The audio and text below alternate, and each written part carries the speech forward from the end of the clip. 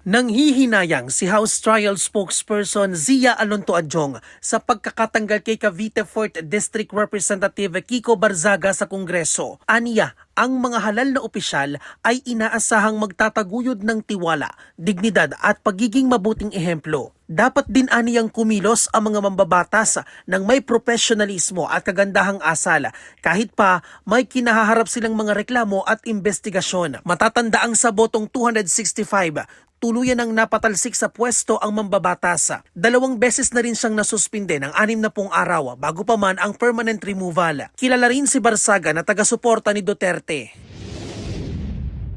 We regret to impose the strictest penalty there is, which is expulsion. After he consistently violated the committee, the imposition of a suspension against him. I guess in a way, he welcomes this and he is looking forward to do that because he knows yung mga possible violations niya and he did continuously violated the suspension order against him. Pinuna rin ni Adjong ang mga naging aksyon ni Barzaga na aniya'y paglabag sa mga alituntunin ng Kamara. Kabilang na dyan ang pagkuha ng video ni Barzaga na walang pahintulot ng kanyang mga kasamahan at tinawag pa nitong Crocodile Farm ang plenaryo ng Kamara. Maging ang mga mapanirang pahayag nito sa social media tungkol sa kapwa kongresista at ilang lider ng Kamara na aniya'y nakasisira rin sa reputasyon ng institusyon at pambansang pagkakaisa. Suportado naman ni Adjong ang mungkahing pagsasagawa ng special election sa distrito ni Barzaga.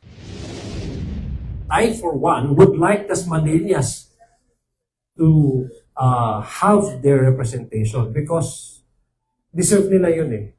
Deserve talaga ng distrito niya na magkaroon. Samantala, dismayado naman si Adjong sa naging tugon ng kampo ni Duterte na aniyay paulit-ulit na sagot at hindi direktang tugon sa mga akusasyon laban sa kanya. Pinasaringan din niya ang mungkahin ni Duterte na ibasura ang lahat ng reklamo at ang paggamit nito ng technicalities. Handa na rin aniya ang House Prosecution Team para sa nalalapit na impeachment trial. What we didn't expect is that the answers are still the same. It's a non-answer to the articles of impeachment because they've been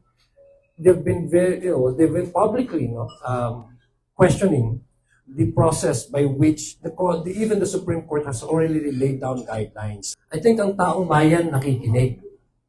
Ang taong bayan natin po ay patuloy na nakikilahok at pinapakinggan ang bawat panig po. Ang ina-expect po ng ating mga kababayan ay ipapatuloy itong impeachment court. Para sa totoong balita sa Bagong Pilipinas, Bian Manalo para sa 13 sa tanghali ng Congress TV.